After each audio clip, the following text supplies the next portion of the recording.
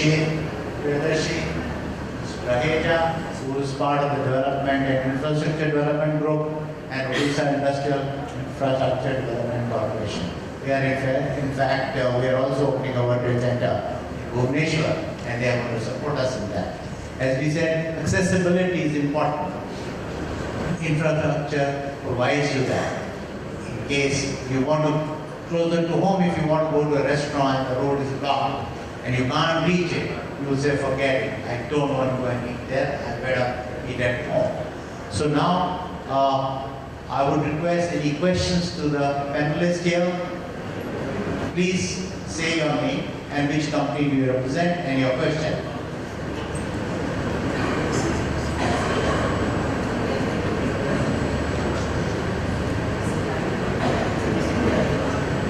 Okay, Mr. Jaya has a presentation. Sorry, I missed him. So please go ahead.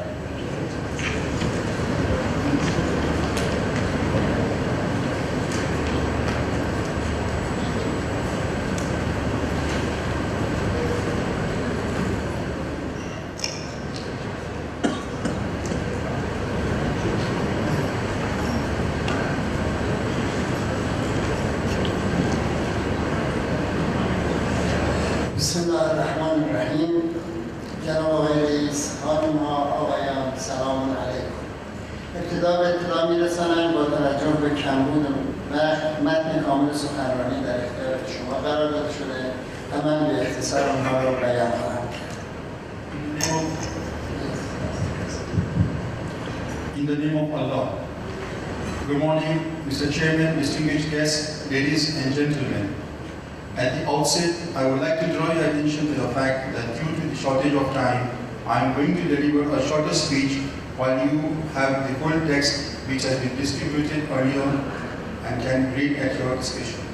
خوشحال هستم که امروز به عنوان عضوی از جامعه اقتصادی بزرگ ایران در جمع شما فعالان، مسئولین، کارشناسان اقتصادی و سیاسی هستم و به سهم خود از مرکز تجارت جهانی بمبئی به خاطر برگزاری این نمایش ارزشمند و فراهم کردن فضای تعامل فکری و هماندیشی میان صاحبان نظر کشورهای مختلف سپاسگزاری می‌کنم.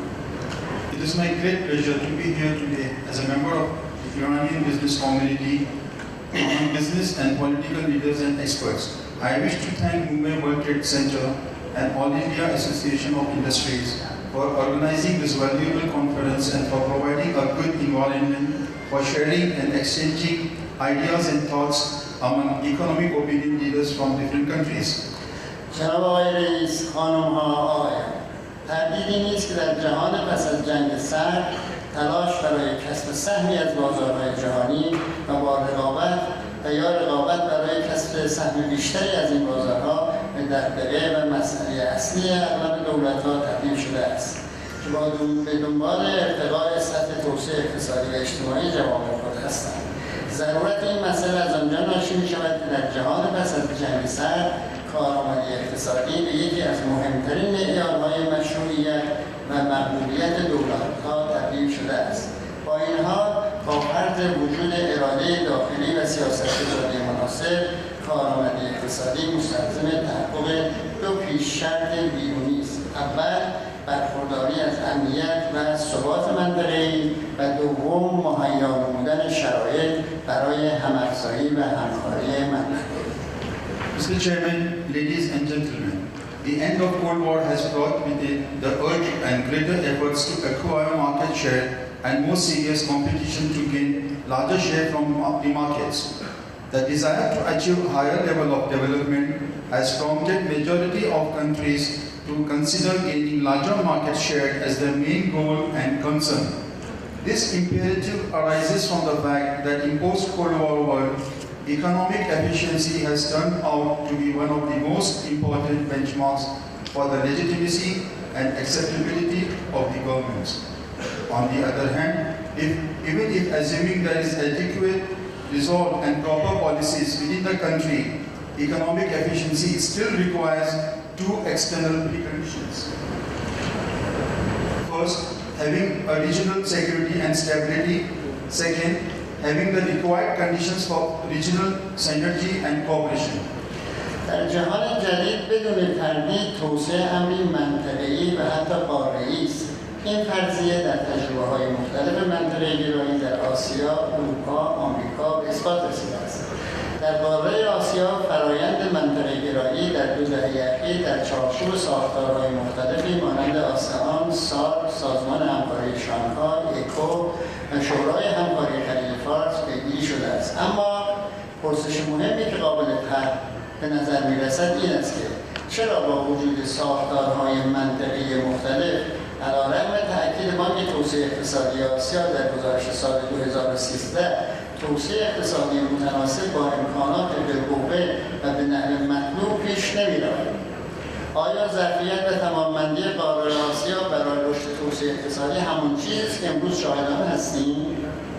آیا قاره آسیا با برخورداری از حدود 4.2 میلیارد جمعیت 1.19 تریلیون دلار تولید ناخالص داخلی، رشد اقتصادی 7.9%، قدرت خرید PPP حدود 7,100 دلار و بخش عمده منابع انرژی جهان مستحق چنین وضعیتی است که امروز با آن مواجه است؟ There is no doubt that in our new world, development is a regional and even continental endeavor. This assumption has been proven by different experiences in Asia, Europe, and the Americas. In Asia, the process of regionalism has been pursued over past 2 decades in the framework of different structures such as ASEAN, SAARC, Shanghai Cooperation Organization, ECO, and the Persian Gulf Cooperation Council. But the important question that comes to one's mind is why, despite the emphasis for regional cooperation given by the Asian Development Bank in its 2013 report, the presence of these regional structures and existence of abundant economic resources and good economic development, these potential resources cannot produce the desired results. Is it because Asia's total capacity for growth is what we are witnessing today?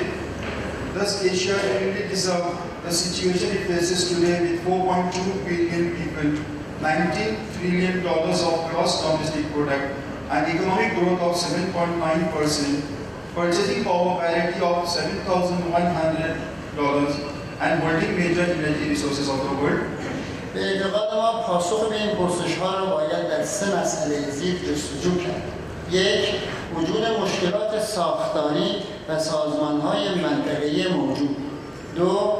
تقدم سیاست‌های تجاری ملی بر سیاست‌های تجاری منطقه‌ای. 3. فقدان ارتباط میان سازمان‌های منطقه‌ای آسیایی با وجود همپوشانی منافع و حوزه‌های فعالیت. In my view, the answers to these questions lie in the following 3 challenges. 1. Structural difficulties in existing regional organizations. 2. Priority of national trade policies over regional policies. 3. Lack of organic relationship between regional Asian organizations, despite common convergence of interests and the areas of activities. با توجه به مطالب فوق، این تفاوت‌ها و تناقض‌های سیاسی و اقتصادی این پرسش را به ذهن متبادر می‌کنند که آیا قاره پهناور آسیا با وجود این مشکلات ذکر شده می‌تواند مسیر رشد شکوفای خود را متناسب با ظرفیت‌ها و توانمندی‌های کم‌نظیر که از آن برخوردار است با سرعت مناسب تعیین نماید؟ اگر بپذیریم این تفاوت‌ها و تناقض‌ها را نمی‌توان نادیده گرفت و اگر بپذیریم که تداوم یا احتمال تقویت این تفاوت‌ها و تناقض‌ها می‌تواند روند رو به جلوی آسیا در قرن 21 را کند یا متوقف نماید، آیا این امکان وجود دارد که آنها را به شکل مرزی طرفین مدیریت کرد یا کاهش داد؟ بدون تردید پاسخ‌های شناخته شده‌ای برای این پرسش‌ها وجود دارد، اما به اعتقاد ما هر گونه تغییری در شرایط سیاسی، امنیتی و اقتصادی آسیا مستلزم توجه به مسائل محوری زیر است. Considering the above-mentioned issues, the level of political and economic disparity and contradictions bring this question to our mind. Is it possible for the vast continent of Asia facing the myriads of problems explained earlier to still maintain the momentum and force of its growth and prosperity at the level of matching its unique capacity? If we accept that these disparities and contradictions cannot be simply overlooked, and we also accept that continuation and possibly consolidation of these disparities and contradictions could hamper and even stop the forward march of Asia in the 21st century, then we must ask ourselves whether it is possible to manage or mitigate them in a mutually satisfactory fashion. Undoubtedly, there are no answers to this question, but we believe that any change in political, economic, and security situation of Asia requires paying attention to the following pivotal challenges. First, imperative for a continental instead of regional approach.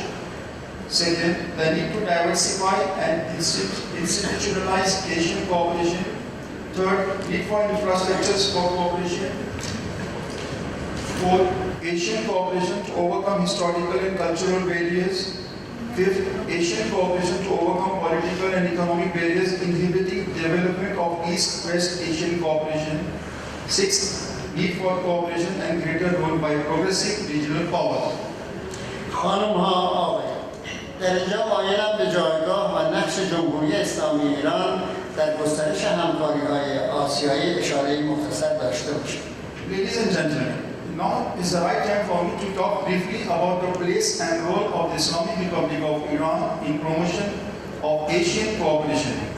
جمهوری اسلامی ایران با وجود تحمل تحریم‌های ناعادلانه در سال‌های اخیر به لحاظ اقتصادی بر اساس گزارش صندوق بین‌المللی پول در میان 20 کشور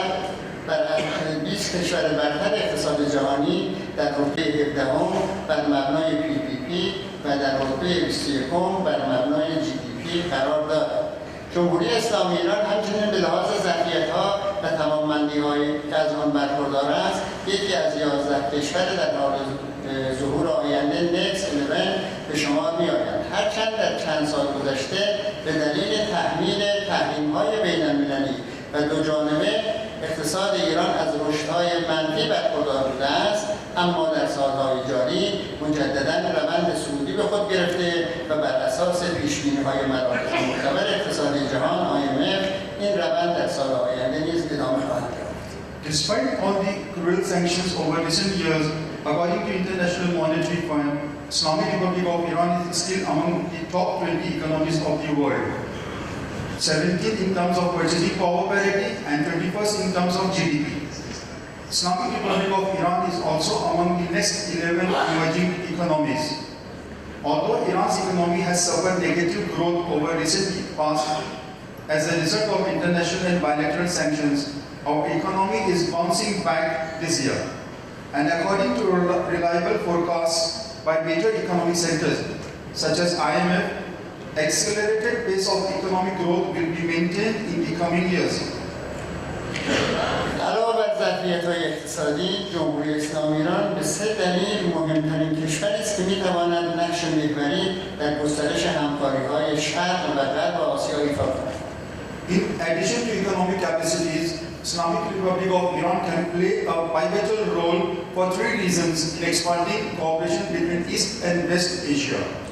یک، جمهوری اسلامی ایران با ثبات‌ترین و امن‌ترین کشور در منطقه آشوب‌زده خاورمیانه به شمار می‌آید، در حالی که در سال‌های اخیر متأسفانه منطقه استراتژیک خاورمیانه به دلایل مختلف محل درگیری‌های سیاسی و نظامی تبدیل شده است.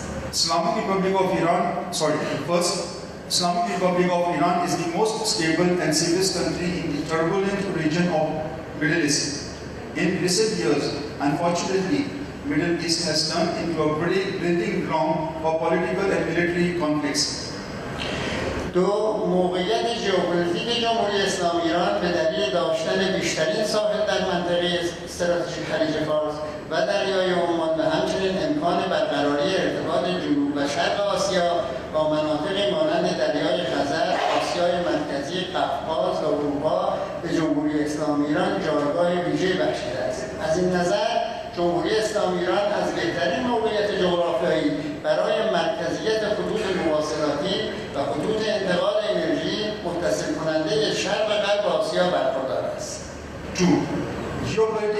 position of the Islamic Republic of Iran in light of its extended course on the strategic region of Persian Gulf and the Sea of Oman, and the possibility of connecting South and East Asia with the Caspian Sea, CIS countries, the Caucasus and Europe to Iran, placed my country in an advantageous position.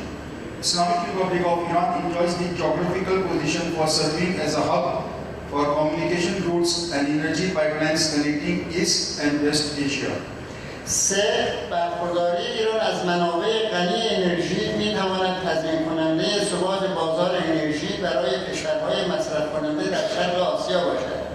ایران با در اختیار داشتن نزدیک به 16% از ذخایر گازی جهان و 132,000 میلیارد بشکه ذخایر اثبات شده نفت بر اساس CIA World Factbook به ترتیب در جایگاه اول و سوم جهانی قرار دارد. Number 3. Having rich and abundant energy resources enable Iran to ensure market stability for consumers in East Asia. Iran possesses close to 16% of gas reserves of the world, 132 trillion barrels of proven oil reserves, which is according to the CIA fact book, placing it in the first and third position respectively. با توجه به موارد ذکر شده به نظر می‌رسد که آینده توسعه اقتصادی در آسیا در گرو گسترش همکاری‌های همه‌جانبه میان تمام کشورهای این قاره است. در این راستا کشورهای محوری و قدرتمند منطقه مسئولیت و وظیفه بیشتری برای گسترش همکاری‌ها و توسعه ثبات و امنیت به پیشرفت اقتصادی منطقه را دارند. In view of all these advantages, it seems that the future of economic growth in Asia depends squarely on greater and multifaceted cooperative relationships of the countries in this continent. To this end, pivotal and more powerful countries of the region need to demonstrate greater sense of responsibility for promotion of cooperation and for stability and economic progress. البته